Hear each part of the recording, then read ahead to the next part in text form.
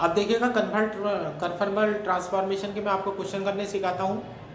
ये मैं सबसे एग्जाम्पल नंबर 2 तक तो हो चुके थे, 1 और 2 हो चुके थे। एग्जाम्पल नंबर 3 जो है होमवर्क है वो सिंपल है, और ये एग्जाम्पल नंबर 4 में सिखा रहा हूँ।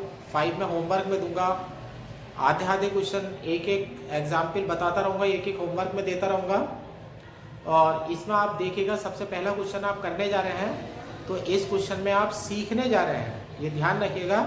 इस क्वेश्चन में आप सीखने जा रहे हैं, जो मेथड में आपको अटेम्प्ट करने के लिए कहूँगा वही मेथड आपको, वही प्रोसीजर आपको फॉलो करना है। अब देखिएगा क्वेश्चन है, फाइंड ऑल मोबियस ट्रांसफॉर्मेशन, जितनी भी मोबियस ट्रांसफॉर्मेशन हो सकती हैं वो बताइएगा।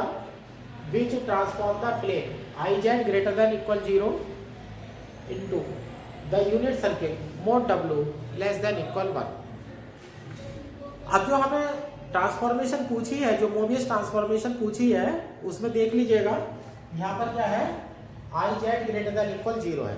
अब ध्यान रखिएगा, जैसे जेड इक्वल टू होता है एक्स प्लस आई वाई, अगर आपसे रियल पार्ट ऑफ जेड कहा जाता है तो वो एक्स बन जाता है, और इमेजिनरी पार्ट ऑफ जेड कहा जाता है तो वाई बन जाता है। तो आप शॉर्ट में आर जेड भी लिख सकते हैं, और आर के सफिक्स में ई भी लिख सकते हैं रियल पार्ट के लिए, और इमेजिनरी के लिए आप आई जेड भी लिख सकते हैं, या ऐसे भी लिख सकते हैं आप I M Z is equal to Y. अब देखिएगा लेस देन और इक्वल, लेस देन और ग्रेटर देन जो है वो रीजन को रिप्रेजेंट करता है, और जो इक्वेशन होती है वो तो इक्वल से रिप्रेजेंट होती है। तो देखिएगा आपको जो दिया गया है वो आई जेड ग्रेटर देन इक्वल 0 दिया गया है, और आई जेड का मतलब देखिएगा वाई है, तो यानी कि इसका मतलब हुआ वाई ग्रेटर देन इक्वल 0। यहाँ जो मतलब हुआ वो वाई ग्रेटर देन इक्वल 0 हुआ, तो यानी कि जेड प्लेन में जब आप जाएंगे तो जिन पॉइंट्स के बारे में वो बात कर रहा होगा वो point Y greater than equal 0 को फॉलो करेंगे, यानी कि वो सारे पॉइंट जो है वो वाई एक्सिस की पॉजिटिव डायरेक्शन में होने चाहिए। ठीक है ना, अब इनकी बात कर रहे हैं। अब देखिएगा ये सॉल्यूशन में ये हमारा जेड प्लेन हो जाता है, ये हमारी एक्स एक्सिस हो जाएगी, ये हमारी वाई एक्सिस हो जाएगी, ये हमारा डब्ल्यू प्लेन हो जाता है, ये हमारी यू एक्सिस हो जाएगी, और ये हमारी बी एक्सिस हो जाएगी। अब देखिएगा y ग्रेटर देन 0 क्या है, y ग्रेटर देन 0 ऊपर वाला हिस्सा है, और यहाँ पर देखिएगा सर्किल में mod W less than equal 1 है, mod W less than equal 1 है। लेस देन तो इंटीरियर को रिप्रेजेंट करता है। अगर आप mod W is equal to 1 के बारे में बात कर रहे हैं तो mod W is equal to 1, यानी कि mod W square is equal to 1, यानी कि U square plus V square is equal to 1। तो देखिएगा अगर mod W is equal to 1 आप कह रहे हैं तो ये UV प्लेन में जो है, यानी कि W प्लेन में एक सर्किल को रिप्रेजेंट करता है जिसकी equation U square plus V square is equal to 1 है, यानी कि इसका सेंटर 0 0 है और रेडियस जो है वो यूनिटी है। अब मैं W प्लेन में आता हूँ, ये मेरा सर्किल हो गया mod W is equal to 1 का, ये मेरा सर्किल हो गया है mod W is equal to 1 का। आप देखिएगा I Z greater than equal 0 है। अब I Z greater than equal 0 में से आप जो ट्रांसफॉर्मेशन लेते हैं वो ध्यान रखिएगा, जो ट्रांसफॉर्मेशन लेते हैं वो इक्वल साइन के लिए लेते हैं। दोबारा बता देता हूँ, जो आप ट्रांसफॉर्मेशन लेते हैं वो इक्वल साइन के लिए लेते हैं। लेस देन और ग्रेटर देन जो है बाद में वेरिफिकेशन करने में काम आता है, यानी कि आप I Z is equal to 0 पढ़िएगा तो I Z is equal to 0 का मतलब है वाई इज इक्वल टू 0, और y इज इक्वल टू 0 का मतलब है x एक्सिस। सही है ना, x एक्सिस है, और यहाँ से आप सर्किल में ये पढ़िएगा mod W is equal to 1। तो यानी कि आपसे जो ट्रांसफॉर्मेशन पूछी जा रही है वो ट्रांसफॉर्मेशन ये पूछी जा रही है कि x axis transform into circle mod W is equal to 1, यानी कि जिस ट्रांसफॉर्मेशन के बारे में वो आपसे बात कर रहा है वो ट्रांसफॉर्मेशन आपसे पूछ रहा है कि वो ऐसी ट्रांसफॉर्मेशन बताइएगा कि जो एक्स एक्सिस को रूपांतरित कर देती है into circle mod W is equal to 1 में। यानी कि इसके कहने का मतलब है कि इस ट्रांसफॉर्मेशन का जो आपको आंसर निकालना है वो आंसर इस प्रकार से होना चाहिए कि एक्स एक्सिस पर अगर जेड प्लेन में एक्स एक्सिस पर जाकर के कोई बिंदु लिया जाए तो यूवी प्लेन में वो बिंदु circle mod W is equal to 1 की परिधि पर स्थित होना चाहिए। यानी कि आपसे बात करी जा रही है एक ऐसी ट्रांसफॉर्मेशन के बारे में जो एक्स एक्सिस के बिंदुओं को रूपांतरित कर देती है और सर्किल की परिधि के बिंदुओं में। अब देखिएगा करने का तरीका भी देख लीजिएगा, मैं धीरे धीरे सिखाता रहूंगा। ये ले लीजिएगा let bilinear transformation, let bilinear transformation is W is equal to AZ plus B upon CZ plus D, AD minus BC is not equal to 0। जब आप ट्रांसफॉर्मेशन लेने जाएंगे W is equal to AZ plus B upon BZ plus CZ plus D लेने जाएंगे तो उसमें ध्यान रखिएगा न्यूमरेटर में और डिनोमिनेटर में जो Z पड़ा है उसे अकेला छोड़ दीजिएगा, यानी कि न्यूमरेटर में से A कॉमन ले लीजिएगा, डिनोमिनेटर में से आप C कॉमन ले लीजिएगा। ये कॉमन क्यों लिया जाएगा वो भी इसका एक रीजन बनेगा। अभी मैं आगे जाकर के इसमें जब पॉइंट रखवाऊंगा तो उसमें से एक पॉइंट जो है फिक्स है वो 0 रखा जाएगा और दूसरा पॉइंट इंफिनिटी रखा जाएगा, तो इस कारण से हम Z को अकेला छोड़ देते हैं। अब ये ले लीजिएगा W is equal to A upon C common ले लीजिएगा, तो ये हो जाएगा Z plus B upon A और नीचे हो जाएगा Z plus D upon C, equation number 1। अब ये आपकी ट्रांसफॉर्मेशन आ चुकी है। अब यहाँ पर मैं वैल्यू निकालने जा रहा हूँ। अब ध्यान रखिएगा कि एक एक स्टेप आपको धीरे धीरे सीखना है, एक एक स्टेप आपको धीरे धीरे सीखना है। अब थोड़ी सी हम थ्योरी लिखने जाएंगे, अब क्वेश्चन में जो दिया गया है वो थ्योरी हम लिखने जा रहे हैं कि ट्रांसफॉर्मेशन हमारी क्या करने जा रही है। दिस ट्रांसफॉर्मेशन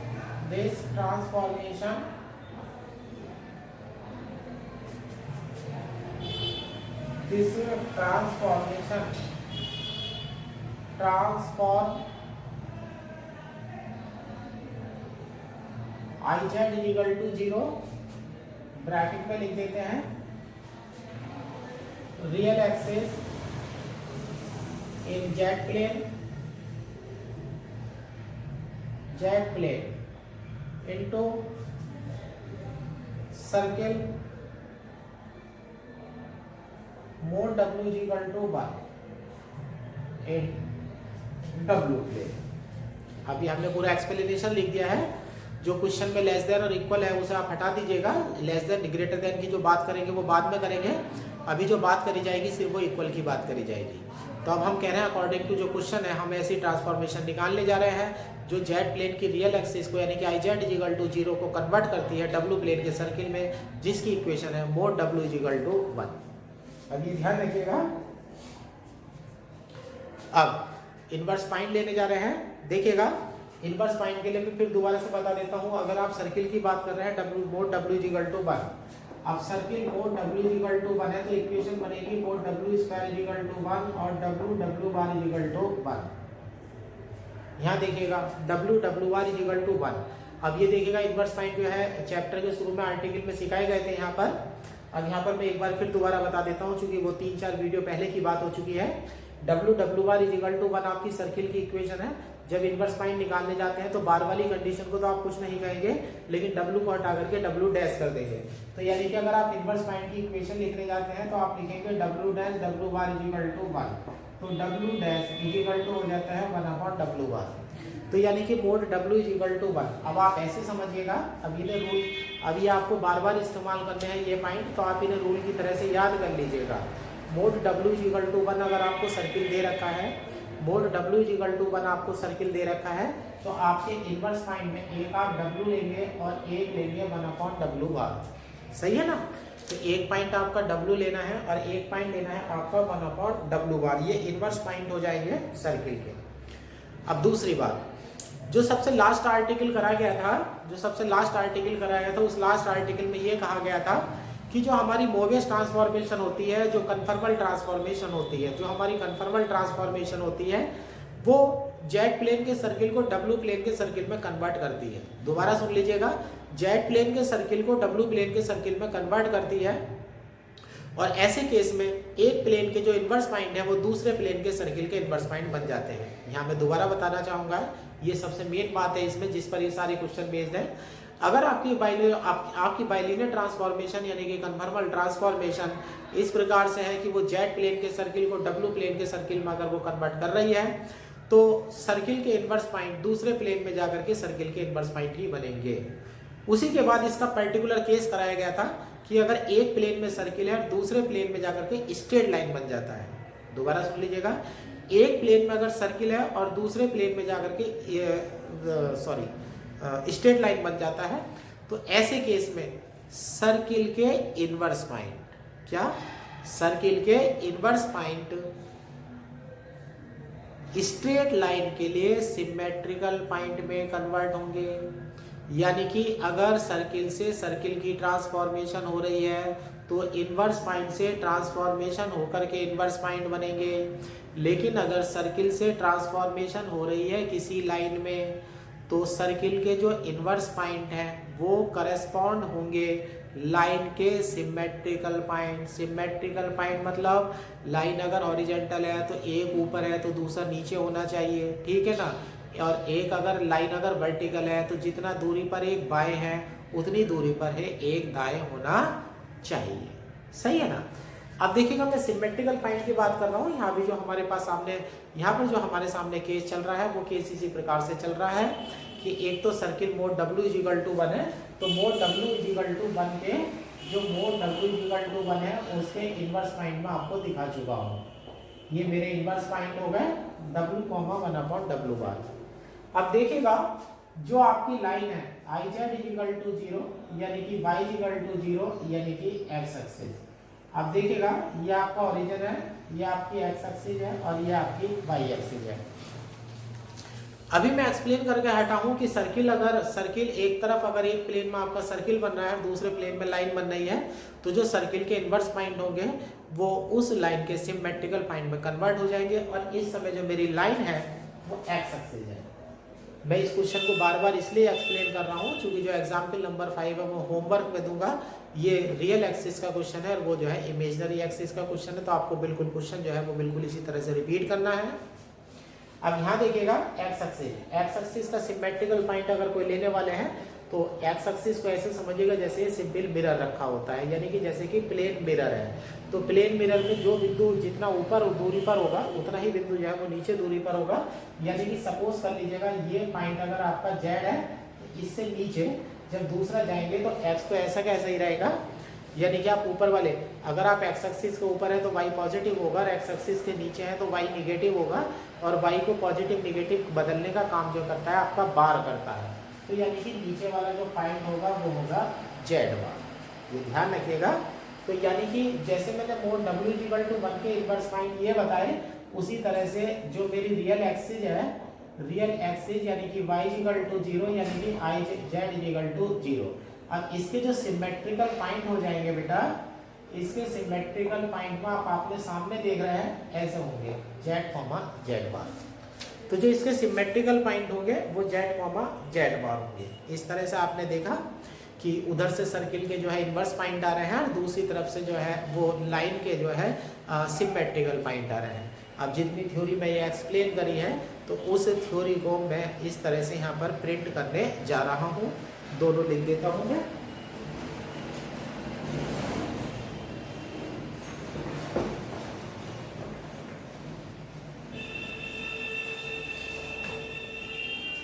अब मैं लिखने जा रहा हूँ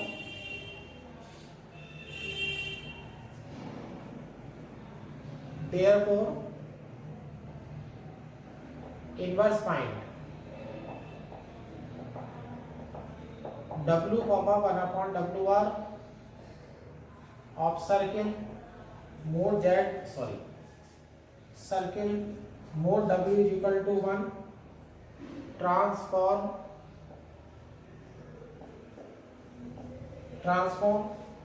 into therefore inverse point W, 1/WR of circle mode W=1 transform into symmetrical point Z, Z bar of real axis IZ=0। अभी पिछले जो 2-3 मिनट में मैंने एक्सप्लेनेशन करा है वो एक्सप्लेनेशन सिर्फ इसी लाइन को समझाने के लिए करा था कि सर्किल से अगर तुम्हारी स्ट्रेट लाइन बन रही है तो सर्किल के जो इन्वर्स पॉइंट होंगे वो स्ट्रेट लाइन के सिमेट्रिकल पॉइंट में कन्वर्ट हो जाने चाहिए। अब एक्स एक्सिस लेकर के बताई थी मैंने कि एक्स एक्सिस के ऊपर जो है वाई पॉजिटिव होता है, एक्स एक्सिस के जब निगेटिव नीचे जाते हैं तो वाई निगेटिव हो जाता है। ये काम आपका बाहर कर देता है। अब यहाँ पर थ्योरी का एक स्टेटमेंट लिखा जा चुका है और यहाँ ध्यान रखिएगा। अब इसके लिए एक पर्टिकुलर केस लेंगे। क्या लेंगे? एक पर्टिकुलर केस। अब इस जगह देखिएगा इनवर्स पॉइंट W कॉमा क्या है 1/W1। जिस सर्किल के बारे में बात करी गई थी यहाँ देखिएगा mode W less than equal 1 है। जिस सर्किल के बारे में बात करी गई थी उस सर्किल के बारे में ये बात करी गई थी कि जो इनवर्स पॉइंट है वो W कॉमा 1/W बार हो रहा है। अब एक पॉइंट अगर अंदर पड़ता है तो दूसरा पॉइंट आपका बाहर पड़ता है। ऐसे केस में ध्यान रखिएगा जैसे मैंने W कॉमा 1/W बार लिया है तो आपको फिक्स पर्टिकुलर वैल्यू यूज करनी है W इक्वल टू 0। तो जब यहाँ पर W इक्वल टू 0 आप यूज करेंगे तो 1/W बार 1/0 हो जाएगा तो इनफाइनाइट आ जाएगा। तो आपको जब भी सर्किल में आप जा रहे होंगे तो आप यही दो पॉइंट यूज करेंगे, एक तो 0 और एक इनफाइनाइट। ठीक है ना। अब मैं दो पॉइंट यहाँ पर लिखने वाला हूँ पर्टिकुलर केस के लिए। दूसरा अब यहाँ पर देखिएगा अब जेड की जगह में कोई वैल्यू डालूंगा, जेड की जगह में एल्फा डालने वाला हूँ। जेड की जगह क्या डालने वाला हूँ मैं? एल्फा डालने वाला हूँ। अब ये समझ लीजिएगा ये मेरा पर्टिकुलर केस है। यहाँ पे मेरा पॉइंट है बिल्कुल अपोजिट। यहाँ मेरा पॉइंट हो जाएगा एल्फा बार, ये मेरे सिमेट्रिकल पॉइंट है। अब इस लाइन की थ्योरी में यहाँ पर लिखने वाला हूँ। अब ये हो जाता है in particular case,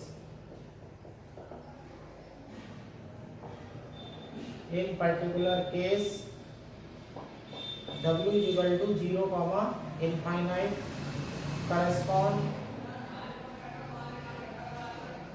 correspond to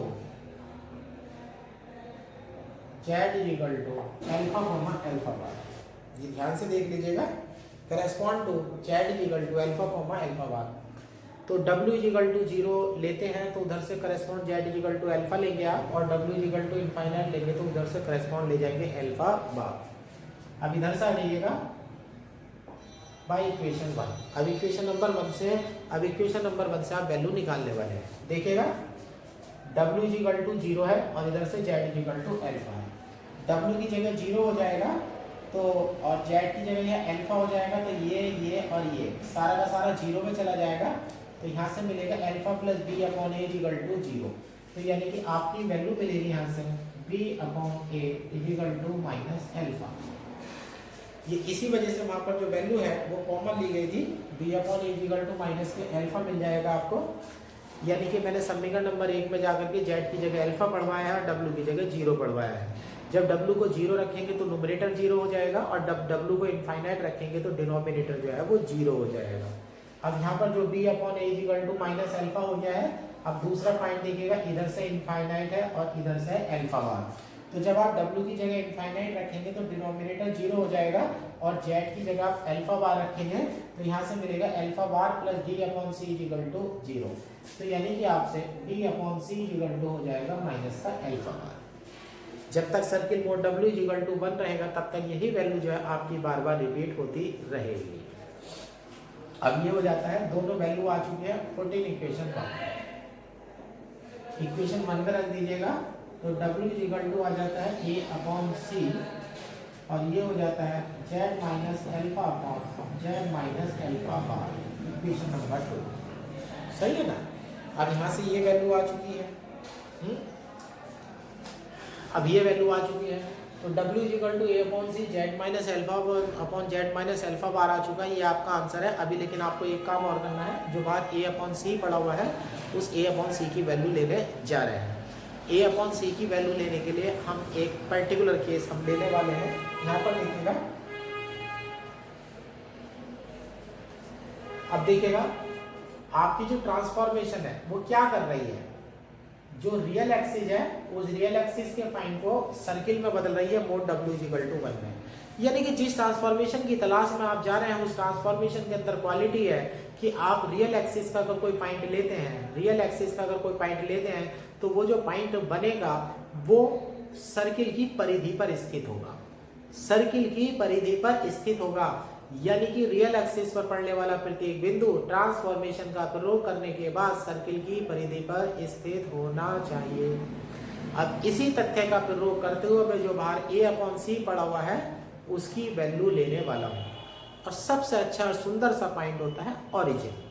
real axis पे भी होता है और इमेजिनरी एक्सिस पर भी होता है, तो हम तो अपने मतलब की बात करेंगे जो सबसे सिंपल पॉइंट हो सके। अब सर्किल के अंदर हमारी ट्रांसफॉर्मेशन हो रही है तो सर्किल के अंदर का ही पॉइंट मैं लेने जा रहा हूँ। अभी तो परिधि पर लूंगा। अब देखिएगा मैं बात कर रहा हूँ इस पॉइंट की। ये पॉइंट है, ये पॉइंट यानी कि ओरिजिन x = 0, y = 0 यानी कि z = 0।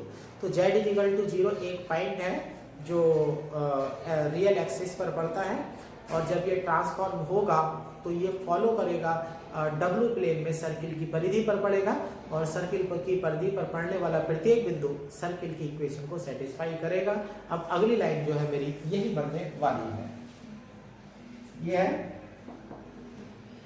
The point z = 0 correspond to mod w = 1।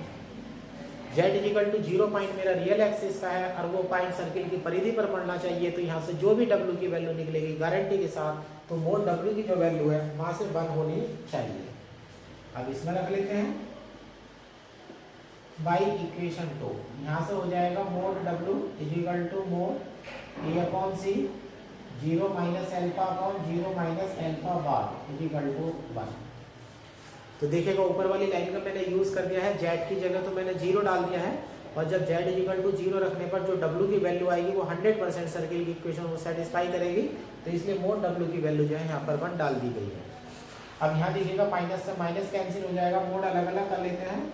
ये हो जाएगा मोड A/C और यहाँ हो जाएगा मोड α/α बार = 1। आप इसे ऐसे लिख लीजिएगा मोड A/C, ऊपर जो है इसे अलग अलग कर दीजिएगा मोड α/α बार = 1। अब यहाँ से आप इस बात को ध्यान से देखिएगा।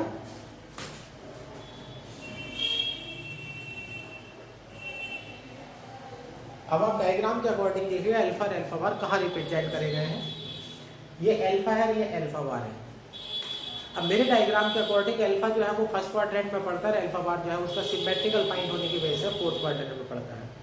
थोड़ी देर के लिए, थोड़ी सी देर के लिए मान लीजिएगा कि अल्फा की वैल्यू x + i/y है, तो अल्फा बार की जो वैल्यू होगी वो x - i/y होगी। लेकिन मेरा कॉम्प्लेक्स कहता है कि जो z का मॉडुलस होगा वो z बार का मॉडुलस होगा। अब यहाँ पर ये देखिएगा एक मोड अल्फा है और एक मोड अल्फा बार है। अब ये दोनों इक्वल हो जाएंगे चूंकि mode alpha = mode alpha bar, ये वाली कॉम्प्लेक्स की प्रॉपर्टी हो गई। That mode A/C = 1। अब देखिएगा मोड A/C की जो वैल्यू है वो 1 हो गई है। अब मोड A/C की वैल्यू जो है 1 हो गई है। आप जानते हैं e⁻i जो होता है वो cos θ + i sin θ होता है। जब आप उसका मोड लेंगे तो वो बन जाएगा √cos² θ + sin² θ जो 1 होता है।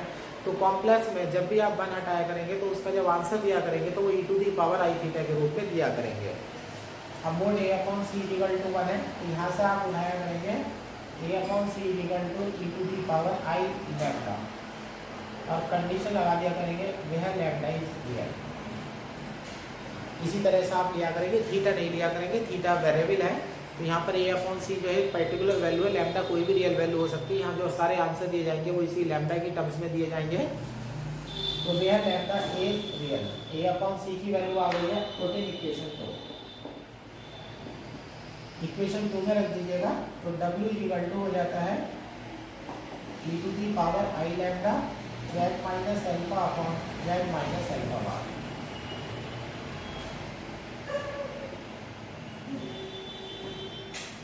ये आपकी ट्रांसफॉर्मेशन आ चुकी है। ये आपकी ट्रांसफॉर्मेशन का आंसर जो है वो आ चुका है। अभी ये ट्रांसफॉर्मेशन जो है ये इक्वल को फॉलो करके रही है। ये आपका एक आंसर आ चुका है, यानी कि विच इज, बल्कि ऐसे ही लेते हैं दिस ट्रांसफॉर्मेशन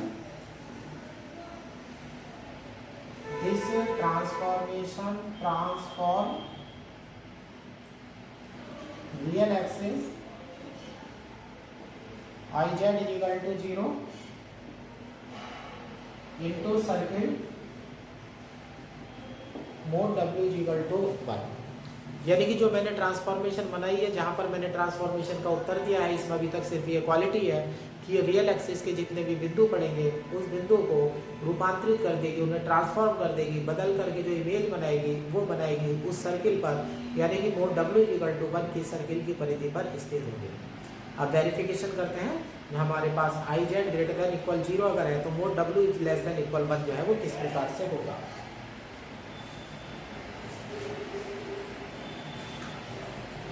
और अपने जो हमने किया है इसका हम वेरिफिकेशन कर देते हैं, इसका अलग हेडिंग भी डाल सकते हैं या अलग नहीं डालेंगे तो भी आपका चलेगा।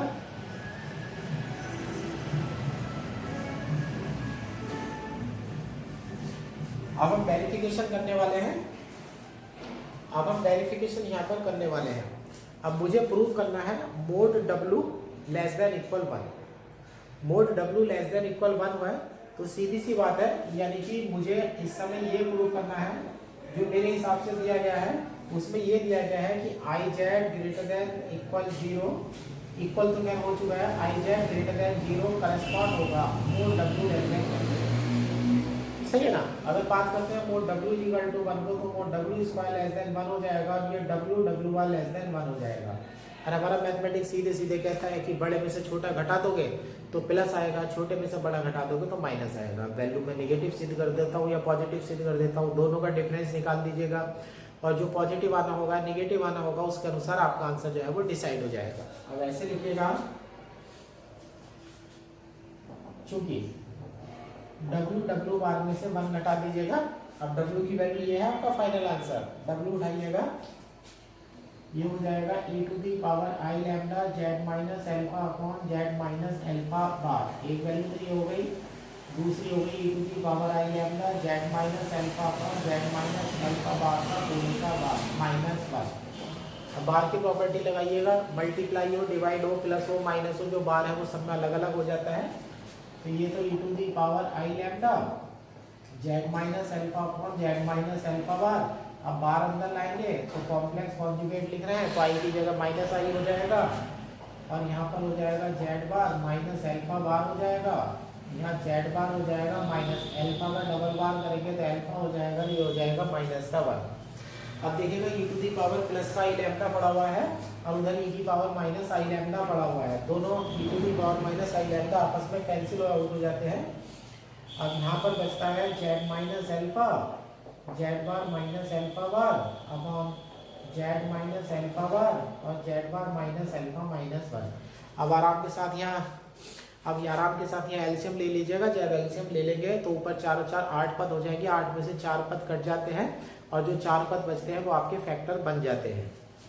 तो ये देखिएगा, मल्टीप्लाई करिएगा, Z Z bar minus Z alpha bar minus alpha Z bar minus minus plus alpha alpha bar minus Z Z bar minus minus plus Z alpha minus minus plus alpha bar Z bar minus minus minus alpha alpha bar. 8 पद है, ध्यान से देखिएगा, नीचे multiply करने की कोई जरूरत नहीं है, जेड माइनस एल्फा बार और जेड बार माइनस एल्फा। यहाँ देखिएगा जेड जेड बार कट जाएगा और एल्फा एल्फा बार कट जाएगा, यहाँ पर 4 पद बचेंगे तो फैक्टर हो जाएंगे आपके। अब देख लीजिएगा आपका जेड एल्फा है, यहाँ देखिएगा जेड एल्फा बार है तो जेड कॉमन लेंगे तो एल्फा माइनस एल्फा बार बनेगा। यहाँ देखिएगा ये एल्फा बार जेड बार है और यहाँ एल्फा जेड बार है, तो आप एल्फा माइनस एल्फा बार बनाना चाहते हैं तो माइनस का जेड बार कॉमन ले लीजिएगा, ये हो जाएगा एल्फा माइनस एल्फा बार और नीचे Z minus alpha bar Z bar minus alpha, ये हो जाते हैं।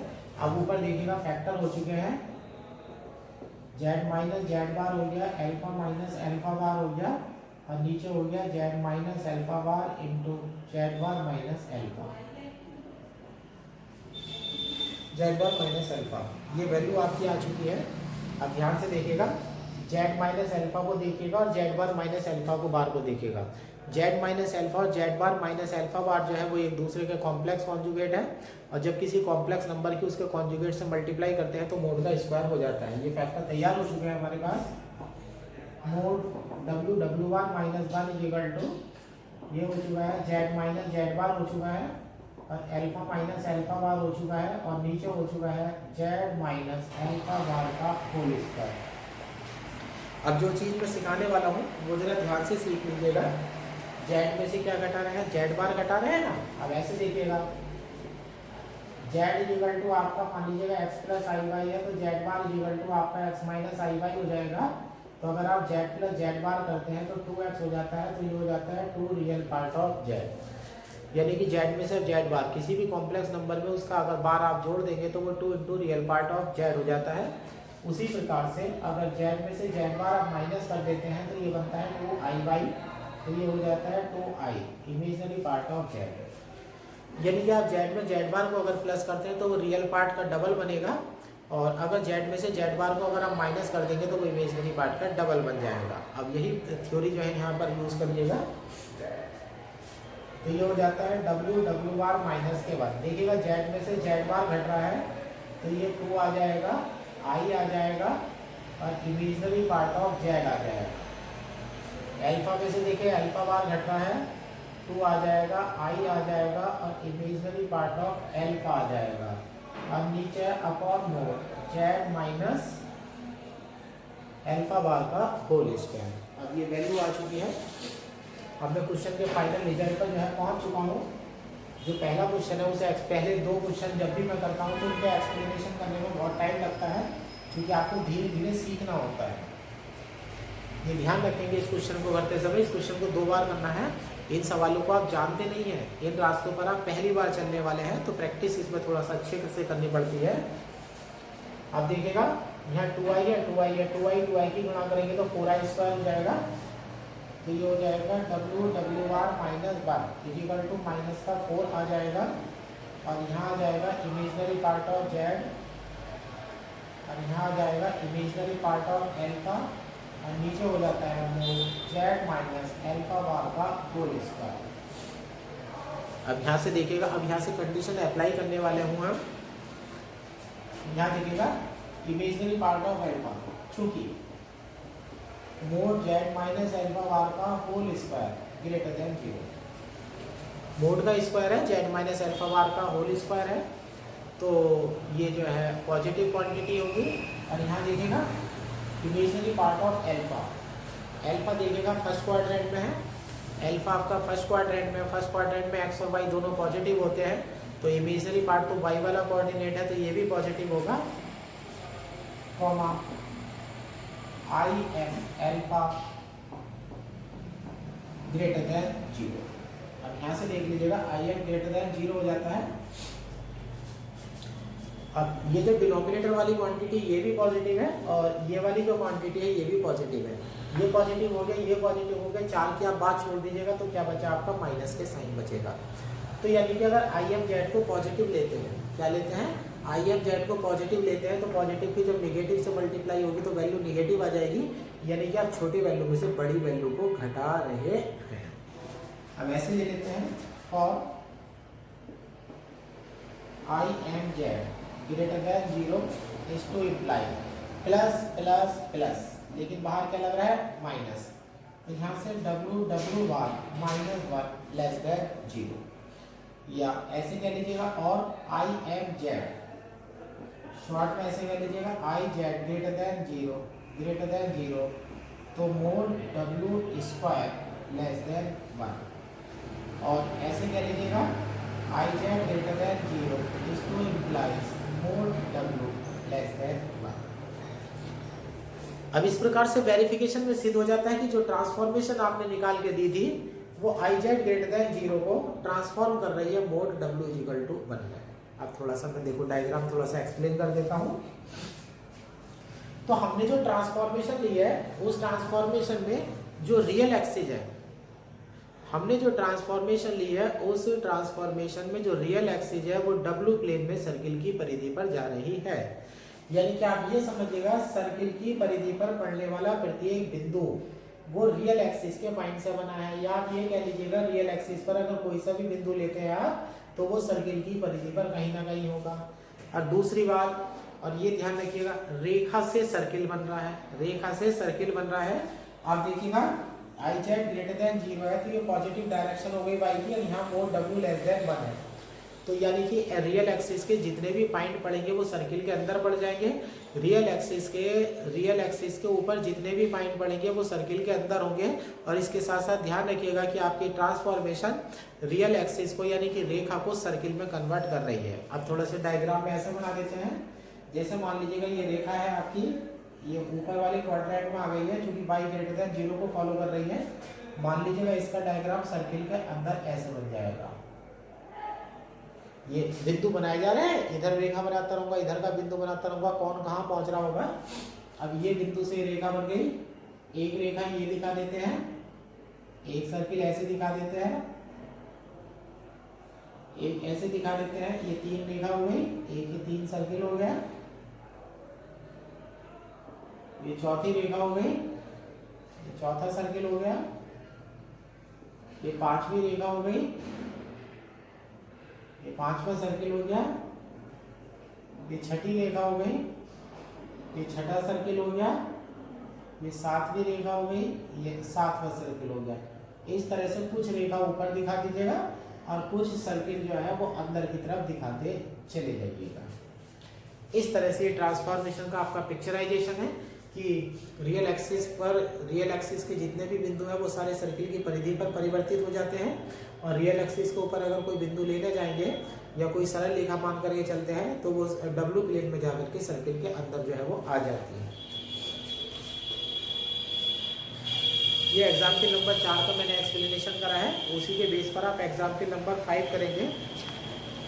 एग्जाम्पल नंबर 4 के बेस पर जो है एग्जाम्पल नंबर 5 करेंगे। अभी 2 सवाल मैं घर से दे रहा हूँ, मतलब एक इसी सवाल को कम से कम 2 बार करिएगा।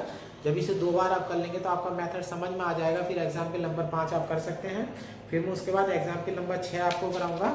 6 के बाद जो आगे के एग्जाम्पल होंगे वो आसानी से आपको समझ में आते चले जाएंगे, लेकिन शुरू के 2 क्वेश्चन में जो है आपको मेहनत करनी पड़ेगी।